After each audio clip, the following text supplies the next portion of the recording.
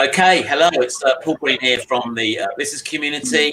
I'm joined by a panel of experts today on our regular business bulletins, and the idea is just to get a little bit of an update from these guys in their different areas of expertise, and this is for people that have either been made redundant, facing redundancy, employers that might be having to make people redundant, or businesses out there that are looking to start up as a result of being unemployed for whatever reason. So if we just go round, I'll just invite you guys to introduce yourself one at a time. So Russell.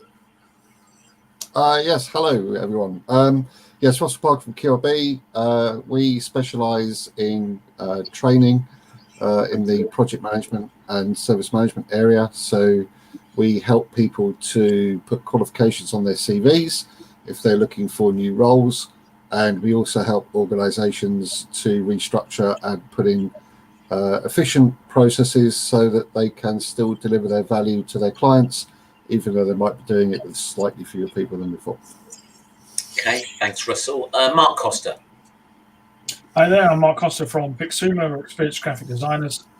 What we essentially do is help companies and organisations promote themselves better through the purposes of good quality branding for all their marketing materials, making sure they can compete adequately against their competition. So whether that's online, offline, print or exhibitions, we can help with their marketing materials. Thanks, Mark. Sue. Hi, I'm Sue Pardy and I run Face-to-Face HR based in Milton Keynes. I basically provide tailored HR support to SMEs.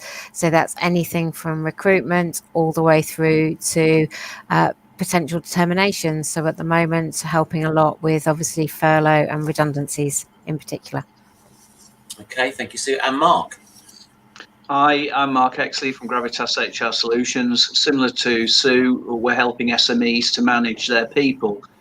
Recently, we've done a huge amount of downsizing with companies, which means that we've been looking at their staffing structures, and unfortunately, that's meant some redundancies. Our role is to make sure that the individuals are treated with dignity and that the correct decisions are made, which is within a proper legal framework. So that's Mark Exley, Gravitas HR Solutions. Okay, thanks, Mark. I've just spelt redundancy right on the little ticker tape now going across the bottom, so I don't complete dork. So the idea of this, if anybody is listening in live on the various platforms, or maybe they're on the replay, if you've got any questions that these guys can help you out with, then if you just sort of like post that in the comments, then we should be able to see those and I'll pop them up on the screen. So I'm just going to start off with some questions for you guys. So Russell, we set up this little redundancy support team. So do you want to say a little bit about what that's about, what sort of things are available for people and how they get access to it? Yeah, sure. Yeah, we put together a happy band of people from the SME community around BizCom. Essentially, those of us that do something in the field of redundancy. So those of us either helping individuals or the actual companies themselves or SMEs, or even people that are looking to take this opportunity to start their own business as well. We thought we'd get together as a little collective so that we could support those people and indeed ourselves as well as a bit of a knowledge pool, really, so that if any of us were, you know, I mean, I understand it from the training perspective, but I don't understand the nuances of the HR position, so I can call on Sue or Mark or something to kind of back up my own knowledge. So it was really to gather some knowledge together in that sort of area so we can help people out.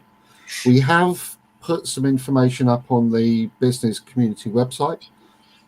It's on the support page up there. I think it's bizcom.co.uk. It's easy for me to say. /support. And up there you'll find that there's information for employees, for employers, and anybody who's thinking of starting up their own business at the moment. Okay, and we've also put something on LinkedIn that people can go to as well, haven't we? We have, yes. We've got a LinkedIn group which is the BizCom redundancy support group, I think it's called, which you can find, and you can see various posts up there that we put up. We try and put some Feel Good Friday posts up normally. Probably won't happen this week. I think there's something going on, but we try and just really offer some support as part of that group. I think some of us have put up some posts about companies that we know are recruiting at the moment, and any other kind of feel-good stories that we come across, we try and put them up there. Yeah, so that's pinging across the screen now. If you're just listening to this, then if you just sort of search BuzzCon Redundancy Knowledge Pool, you should sort of like find the group and you'll be able to join it there. Sue, you've been a busy girl with redundancies and furloughing and things like that. So how is that going at the moment? Have there been any changes to the furlough scheme? Are they likely to extend it again? What are your thoughts and experience on that? So they did extend it, the furlough scheme, or the coronavirus job retention scheme, to give it its formal name. They did extend it last week. It came out of the blue, I think, a little bit, and it's now been extended from the end of March, which it was, till the end of April. And they've also confirmed that, unlike what happened in August, September, October this year, where the employer had to increase their contributions each month, they're not going to do that this time round. So it's a blanket contributions from the employer of NI, and it won't increase. So that's good news in the fact that the scheme has been extended till April, and it's good news that employers won't have to increase their contributions and pay out more. It's gone quiet for me personally on the redundancies. I think, the fact that the scheme was extended has helped a lot of people, and obviously with Christmas it's helped people to get through that time. Extending it, I was expecting, I don't know what Mark's thoughts are on this, but I was expecting it perhaps to get busier again in January, with the scheme ending in March, companies having to start thinking about what they were going to do. But obviously the further extension till the end of April has meant that might be delayed again. So I don't know, I suppose, is the answer as to, what that means for me. But at the moment, it's actually quieter than it has been. And with everybody working from home, another busy time for HR is Christmas party time. So that hasn't been happening as much, with issues coming to the fore. So it's actually been fairly quiet at the moment for me. But I don't know, obviously, how Mark's been getting on. Mark, what's it been like for you? Well, we finished a number of redundancy programs with clients in the last 6 weeks, and I think a lot of clients are saying that they want to do what they need to do now, rather than keep pushing, kicking the can down the road. So I would tend to agree with Sue that January, February could be a time when we see another round of redundancies within clients. What I think a lot of our role within this process is to sense check the company's decision making, because it's very easy to just look at people and look at a number on a page and say, we've got to get rid of so much money from our to increase the bottom line. But the reality is that when the recovery happens, they need to have the sufficient staff and the balance of quality and skills and knowledge to be able to take advantage of that. Otherwise, it's going to be self-fulfilling and they're going to fail. So we keep having to remind them of that and sense checking the decisions that they're actually making. Yeah, and you were saying the other day on one of the networking groups that I was on that you're actually starting to see a little bit of a glimmer of light and some more positive stuff happening with some of your clients. It's not all about redundancy. So what's been your experience there? What I've seen is that there's some companies are very strategic and they know what's coming up next year for them, and they're actually doing quite a lot of recruitment at the moment. And perhaps they're seeing an opportunity to get a higher quality of candidate because there are more people on the job market. So they're trying to put themselves in a very strong position for 2021. The other aspect is that there are businesses that have not suffered through this period. So for them, it's business as usual, and they are full steam ahead. We certainly have some clients who have worked incredibly hard during 2020, but have not actually been impacted by COVID. They've just kept their head down and worked very hard, and they've managed to come through it. And they're now in a strong position to expand. Okay, good. So, Mark Costa, you're a small business owner. What's this year been like for you, and what's your outlook for 2021? Yeah, it's been interesting. It's probably one way to put it, but I think I knew from when the first lockdown happened that it wasn't going to be about what was affecting me directly. It was about what was going to be affecting my clients, because actually I already work from home. I'm able to work remotely.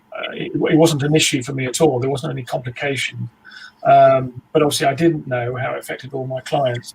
And I'd like to think that the work that we put in over the last 6 years has developed the goodwill with our clients and developed a good brand that meant that has contributed to our position where we're at the minute. But I think I have to be fair, a lot of it is luck. In this particular scenario, I think there's a hell of a lot of luck in terms of whether you're in the right, in inverted commas, right or wrong sector at the moment. I don't have lots of clients in hospitality or travel, so that's good. But yeah, so we took the sort of most obvious thing for us was that in March, the number of proposals I was sending out took an absolute nosedive. But other than that, it was fairly business as usual. My stuff carried on, projects carried on. I count my blessings, really been very lucky on that. I didn't have any customers who ran to ground and disappeared. I've heard of people, having money owed and customers disappearing. I didn't have any of that. I had one customer that I had to agree a payment plan because they were struggling, but that was all paid over a period of about 6 months. I didn't lose any customers. I had to pause a couple of retainers, but it was only for a month or two. And apart from we took a bit of a hit in June, which I think was a combination of the effect of the proposals from a few months earlier. July onwards has been fairly normal, I must admit, and been fairly busy actually.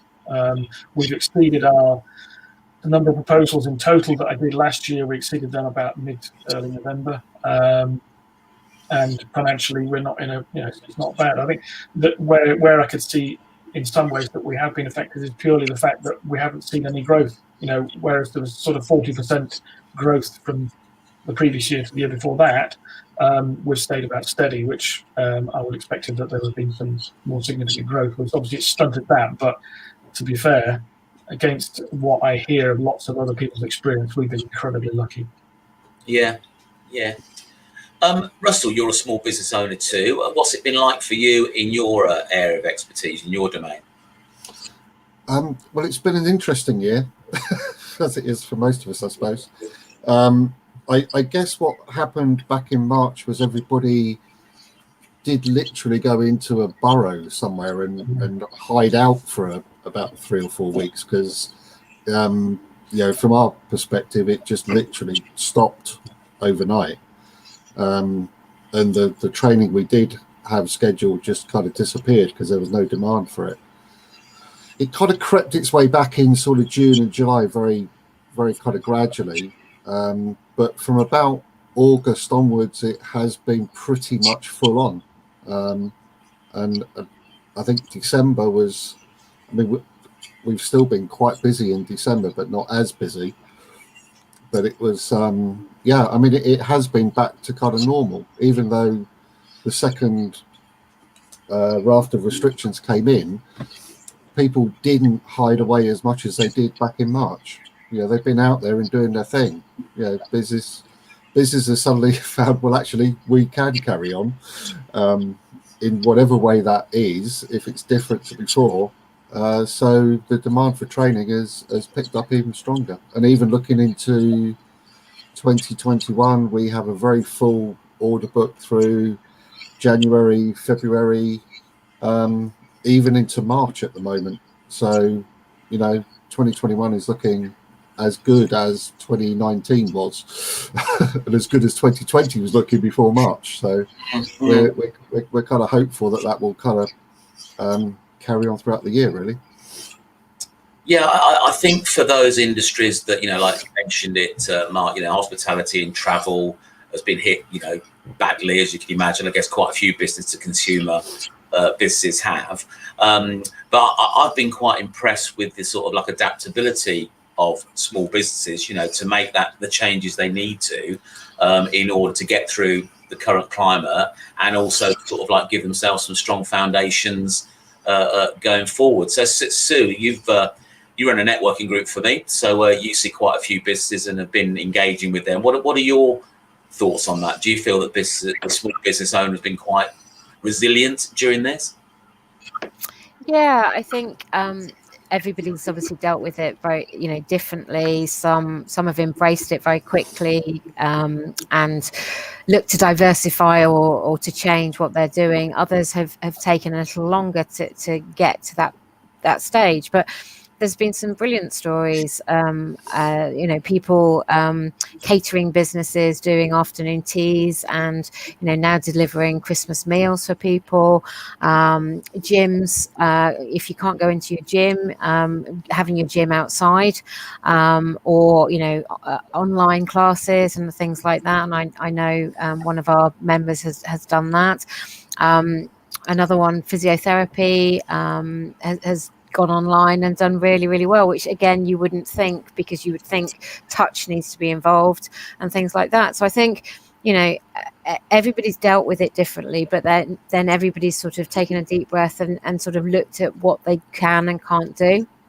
And it's amazing how many things can be dealt with online.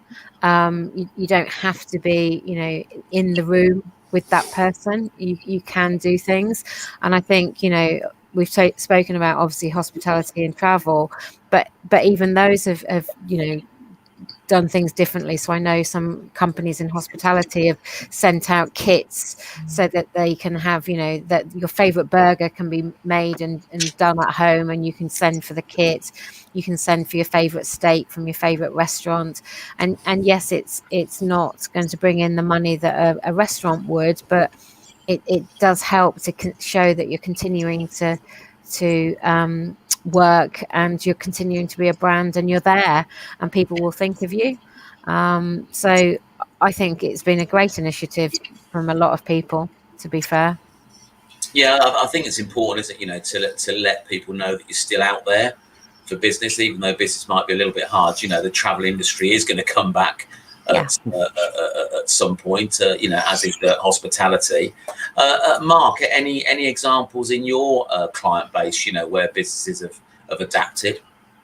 Yeah, but I think in a wider sense, hospitality, I think, is the one that's been really hit, because they keep having these false dawns of maybe opening up again and then being shut down. And I know from acquaintances of mine that there are some places, pubs that do food, for example, who opening up with restrictions costs them more than being closed, because they've still got all the overheads and staff costs, but far fewer people coming through the door, and they're not allowed to stay around and have a drink and all that kind of stuff. So you have seen quite a number of pubs and pub restaurants that have not actually opened over Christmas, because they're not going to it's not going to be worth them doing. And for some of them, doing takeaways is, again, it's a loss maker. So it's quite a difficult situation for them. We did have one quite large hospitality client who we went through a large redundancy program with. The problem with doing this is that you tend to work with the client. You do some very difficult work, but there's nothing at the end of it, because they've got a much reduced head count, so there's less work. But it's nevertheless, I think, for hospitality, and they need to get moving in the new year, or there will be some serious problems. I think we'll see the landscape changing in that respect, because innovation is the key to everything, but there's a limit to how much innovation you can put into certain industries, because they are a service industry. and they do what they do, and that's what people expect. So yes, but it is an interesting scenario, and some are doing much better than others. Absolutely, yeah. It's been interesting to contrast with how people in the same sector have responded. So some have done a little bit of bury their head in the sand, whereas others have, gone out there and let people know that they're there to do business when they're able to do it. So yeah, it's been quite different for people. So we're here live at the moment, or if you're listening on the replay, if you've got any questions that you want to ask the assembled brain trust, the throbbing brains that I have with me today, then you've got the opportunity to do that. So if you do want to put any comments either live or in the platform, if you listen to this on replay, then please do so, and we'll do our best to get back to you. So guys, do you have any questions for each other? I guess that's a no. Then I'll rush along. I'm going to come in with one, mainly for Sue and Mark, the HR people. I mean, I know I get sort of like various demands coming through for various training courses for people, but what have you found to be the kind of things that organisations are looking for on people's CVs at the moment? Is it experience, or is it qualifications, or? Mark, do you want to have a stab at that first? Yeah, it sounds pretty obvious, but people are looking for the individuals who can do what they want them to do, obviously, but also people who've got some potential. So I think anybody who has gone and enriched their CV and actually continued to develop themselves is going to look a much better candidate than somebody who has just done a job for 10 years and stagnated. So I think people are looking for individuals who can add value and want to develop and grow, and in that respect, that they're looking for potential. Certainly, I'm working with one client that has been recruiting, and they have really struggled to get the specialists they need, and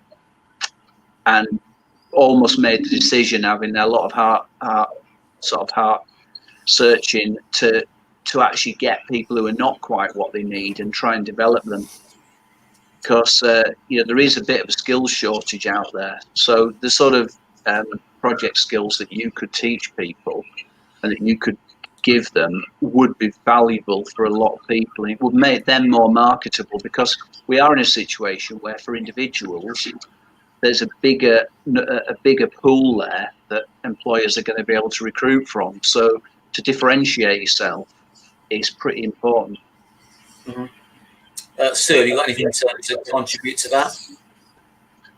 Yeah, I was just trying, while Mark was talking, I was just trying to think of a couple of my clients have been recruiting, but again, they have struggled, even though there's a wealth of applications, huge numbers.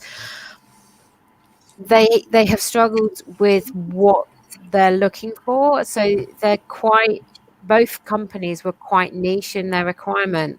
And I'm trying to think whether a training course, a training course is always useful, but it probably would be the experience that the clients were looking for more than anything. And both of them wanted certain experience from certain industries. And that was the difficulty that they were finding. So they were getting, for example, one of them was a sales job, which I think we got into our hundreds for the applications, but they were very, very specific that it had to be from a hospitality background. And, those were probably in single figures, the number of candidates that came from that background. So it's very interesting, again, from a sort of employer perspective, that people, again, aren't reading the application because it equally stated what they were requiring, and they were just firing off CVs. And again, that's one of the difficulties, I think, at the moment, is it's very easy just to apply for jobs, very, very quickly at a click of a button on the internet. And people aren't necessarily thinking as to whether they've actually got the right experience that the employer is looking for. And equally trying to get through, number of applicants, trying to get through to the last, few candidates. A friend was one of 180 applicants and finally got the job, but that's a lot of, people to have got through to actually to get in front. So again, you've got to stand out. So it's difficult, I suppose. Training courses are always useful, but for me, experience probably is definitely more important at the moment. Okay, it might be worth just sort of like mentioning, if I can get it on the screen. I did one of these business bulletins with Digital Future First, and they're an organisation that has access to various streams of training and funding and support for small businesses and people that are being made redundant. And it's, you know, on the whole, it's all funded by government money or European money. So I've shared the website. They do a skills support for redundancy program, which is specifically aimed at anybody that's been made redundant that wants to, you know, add to their skill set or retrain in some way. And they've got other programs in there like apprenticeship schemes and those schemes relate to Kickstart, etc. So I thought it might be worth mentioning that. Some people might be thinking of starting a new business if they've been made redundant. So I'd be interested to know what, you know, your advice to those people that are thinking of doing that would be, you know, given that you're all sort of small business owners. Mark Costa, what would your advice be to anybody thinking of starting a business? I think it's a few things. There's the first point of call is that it's a journey. It's not a single event starting a new business. So I'd say try and get the basics right. Don't worry about perfecting it, because perfection is not a destination. It is a journey. You're always going to be changing stuff and involving it. But if you do try and perfect it, you'll never start. So you need to get those fundamentals correct. Think about how you want to be perceived by your ideal customer, and think about a name that befits you for your company. For instance, I never wanted to be Mark Costa Creative Services. That was too limiting because I didn't want it to be, you know, potentially it was just going to be related to me. But equally, that was going to make my email enormous, and my business card it would never fit. So, you know, that is another. You know, I've seen some enormous long emails and things.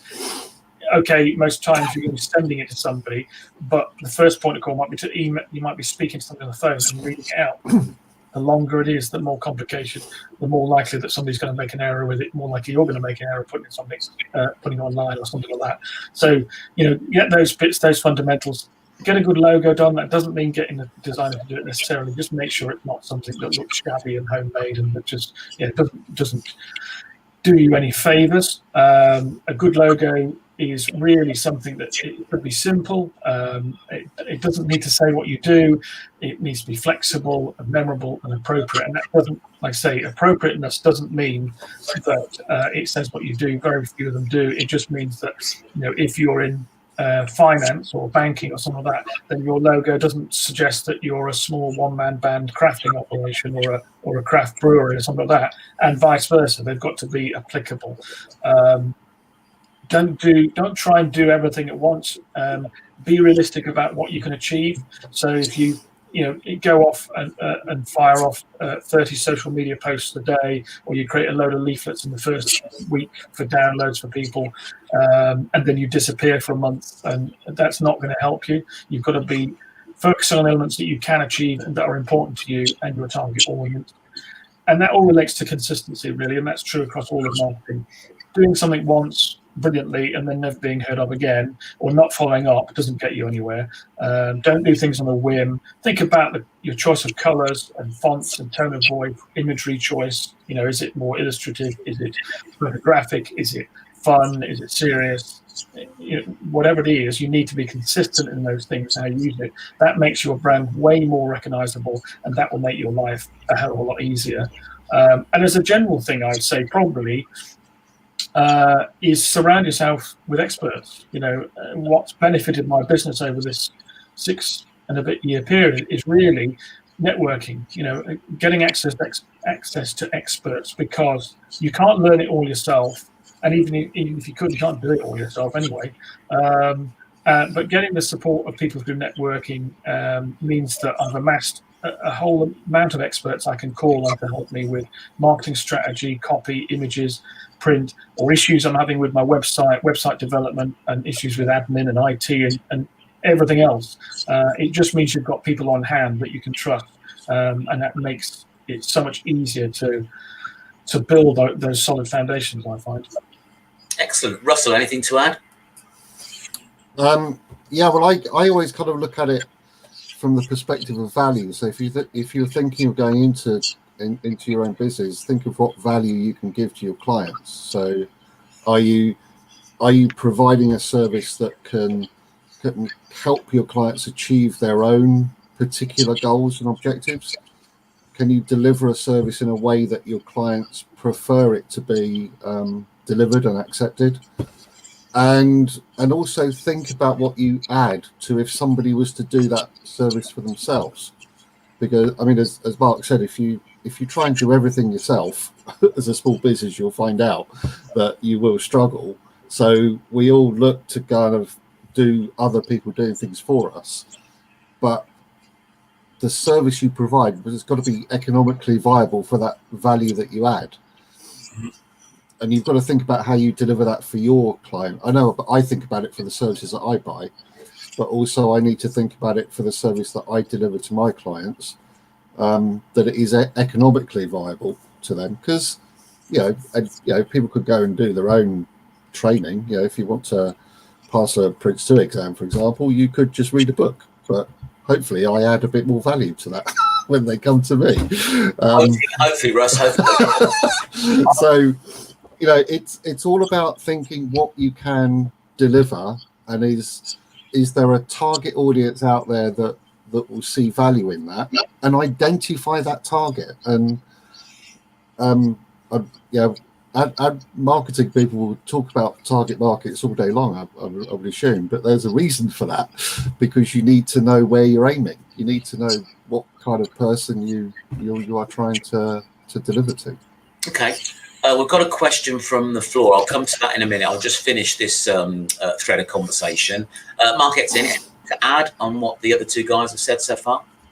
Well, from an employment point of view, if you are thinking of employing any staff, it's good to have all your processes and policies and documentation in place before you start. It's really difficult to unravel a kind of made-up mess, as we've often found when we've been brought in by clients who just haven't had any of this stuff in place. This week, I've worked with a French company who is setting up a UK office with 3 permanent employees and 3 interns, and they just had nothing, and they start on January 4th. So literally I've got in place the contracts, fixed term contracts for the interns and contracts for the permanents, and a suite of policies, so that when they start on day one, they've got that. And the relief when I delivered all that to them via email was palpable. You could actually sense that it was something that had been really troubling them. So getting everything in place and effectively using experts to put all those ingredients that you need to set the business up will pay you back several times over at a later date. And leaving it or trying to do it yourself is a very difficult situation. Okay. Sue, anything you want to add? Only a couple of things that have come to mind. So I've been networking and run my own business now for about 4.5 years. So a couple of the things that have kept coming back over that time is really think, and this isn't just about employers, this is about if people are thinking about setting up their own business, is why are you doing it? Think long and hard as to why you're doing it. And it might be that you've been made redundant and this is what you've been wanting to do for years, or it might be that you've been made redundant and this is something that you've just worked into because you can't get another job. Whatever your why is, have a really long, hard think about it, because it will be asked of you quite a lot, particularly when you're networking. And the other thing is to think about who is your client, as Russell said. Is it a customer? Are you a business to customer provider, or are you business to business? Who is your customer? Almost draw them. So you could almost have a picture in your mind of what they look like, how old they are, what their name might be, and what is the problem that you're trying to solve for them. So as both Marks have said, it's it's about getting things sorted, and it's about clarity, and it's about making sure that you're really clear as to what you're doing for them, and you're giving them peace of mind. That might be what you're going to resolve for your clients. It might be that the product you have is going to make their world completely different. But have a real think about what is the problem that you're trying to solve, because that will help you to sell yourselves and your business to them. Okay, thank you. So Neil Wattham has asked a question. He's a financial advisor, part of a group of financial advisors in Leicestershire, and he's just basically asking, if we're going to continue with this real virtual world blend, how can small businesses get their message across out there to their potential customers, as social media seems to be quite crowded? So anybody want to stab at that? Yeah, I think competition is not a new thing. I think you've got a different landscape now, admittedly, and some more restrictions. But essentially, the competition's always been there. It's a bit like on the networking scene. I've got a number of in inverted commas competition, but they're not a competition, they're an opportunity of collaboration as far as I see it. But if you looked on Google, there's hundreds and hundreds of companies doing what I do. And I think it is, as Neil said, it's about the message though. It's about getting some message out there that strikes a chord, as Sue was saying, with that audience. What's in it for them? What can you help them with? How it's normally, marketers normally talk about it's something that you can take their pain away, really, is a good way to do it, or something that will make them happier in what they're doing, and not necessarily solving a problem, but improving their life in some way. And that's the thing. I think it's not social media is crowded. It always has been, and it's probably getting more crowded by the minute. But it's about, and I'm not a social media expert, but it's about getting that message out there. What you post, not how frequently. It's what you say, how you say it, and building up a consistent approach, a consistent tone of voice, and offers and things.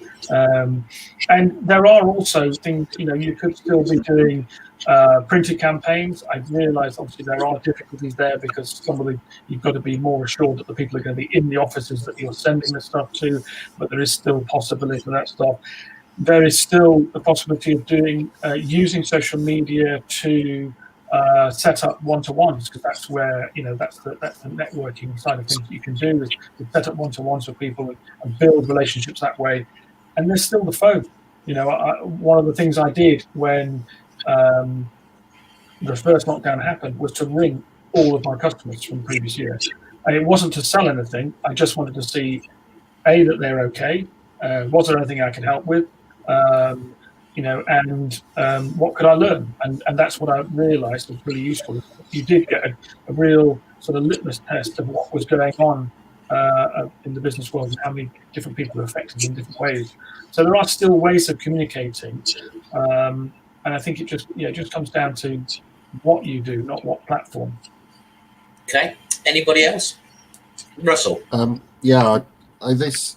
This year has introduced us to this virtual world, this reality where we don't have to physically rock up to a venue to be part of a network meeting with other individuals in the same room, and that has given us the opportunity to network much further and much wider. And I know personally I've probably joined 4 new groups of people this year that it's not just the group obviously that's in that particular meeting, but all of their connections as well. I now have a presence in, and in fact only last week we started it was taking part in a virtual business exhibition, which is globally exposed, to a global market. And I actually joined a network group that's based in the US, because I know that some of my courses that I do are particularly attractive to the American market, and I'm able to do that now. So hopefully that will continue. I think now is one of the best times to network. because it's low to no cost. As you said, it's virtual. It will continue to be virtual for a while. I think there'll still be a market for that, even when we go back into the physical world, as we sort of like ease ourselves into that, as hopefully, COVID drops off or gets more manageable. And I think, given there's no geographic constraints, no travel costs, no travel time, then absolutely get out there and network. But it's important that you're clear. Back to what Mark said, you've still got to be clear on your message, even when you're in a networking group. Don't try and be all things to all people. Have a target market or sector you want to approach, because I know what will happen is people don't think of anybody; they only think of specific people. So you need to identify them. Anybody else? Yeah, I was going to add that social media can, for some people, be about being seen and heard almost constantly, and I think it does become white noise. I think if you're a new start business or you're a very small business, you want to have a credible profile on social media. It needs to be meaningful content and consistently delivered. I think this idea of people almost seem to be promoting themselves almost above their own business is perhaps something that is going to make people ignore them. So it's quite important that you focus on quality, albeit it would depend whether you're a business to consumer business or a business to business kind of operation. But at the same time, I think it is all about quality and a good, consistent message. I think also, social media is crowded, but I think you can be targeted. You can identify the people that you want to connect with and engage with them, rather than just sort of broadcast a lot of posts. If you know the type of person you want to connect with, then I think it's important to do that. And just, rather than have a shotgun approach, just target, I don't know, for argument's sake, 20 people that you want to be connected with on LinkedIn, or you want to engage with or get a relationship with, and start commenting on their posts, start engaging with them. Email marketing is another way, where it's less crowded. If you've got your own database, then, send targeted and specific messages. And I think that the important thing on both social media and email marketing is to educate rather than dive in with a sales pitch. I think, if 80% of what you send out is educational and giving something to people, then the occasional, 10 or 20% by me is not too bad. But if it's the other way around, you're just going to turn your target market off, I think. Sue, have you... I think it all relates it all relates to visibility, doesn't it? It's about being visible during this time. It's even more important than it was before. But as Mark says, it's not about just being everywhere at once and doing everything all the time and being everything to all people. I think Laura Ann from Get Social makes a good point about, in most marketing, you're sort of trying to set up a call to action. You want the person to do something. Her view on social media is that it should be a call to conversation. Social media should be about engaging people and getting a conversation going. And if you approach it from that point of view, like say educational content or thought-provoking stuff that you can put out there, that will start that conversation. You'll get much better reach. And I think, the networking, a lot of people have gone to ground as soon as the networking went online without even trying it, I think. And I think they're missing out, because I think the virtual version is different, but it's 80% the same, and it can be as effective, and it has, like everything, it has its pros and cons in comparison to the physical networking meetings. But the fact that you can get much further afield and reach people that you wouldn't have been able to before is great. But yes, you've got to do the message correctly. I mean, I spoke to somebody the other day who his wife's job had been made redundant. She was on a probation scheme, so she wasn't able to be furloughed, and I think then therefore there was probably no redundancy either. And he had taken a serious hit with his business, but he was networking more than ever. But because they didn't have the budget, what he was doing was finding all the free events that he could do. So there's always a way to do it, no matter even if your budget is nothing. And it's just time, you can still do it. But there are, it's just about picking those events and making sure they're the right ones, and you present yourself consistently and appropriately each time. I think it's interesting, because there are some businesses that have only started since March. They only know virtual networking.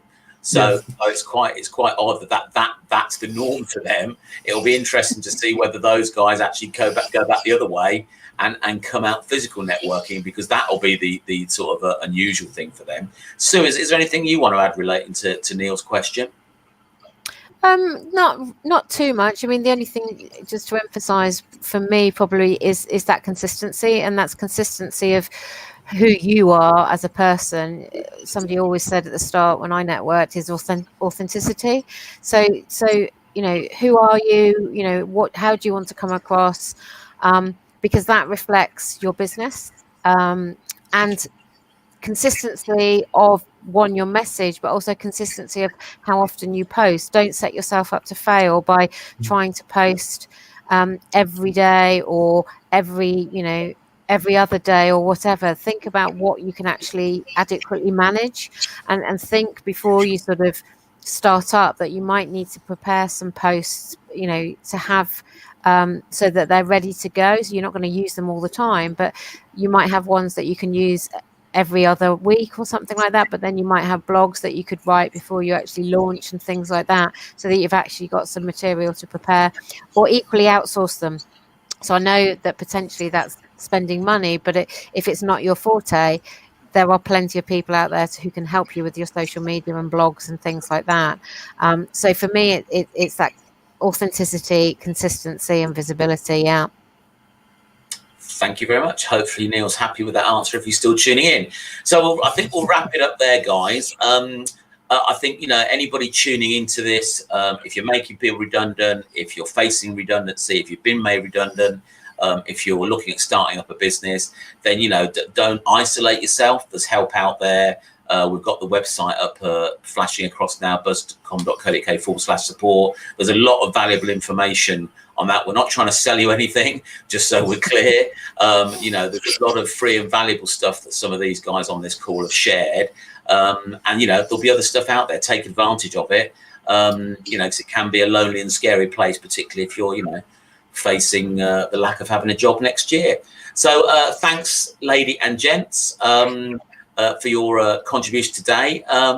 That's it. Your work is done. Thank you very much. Thank you.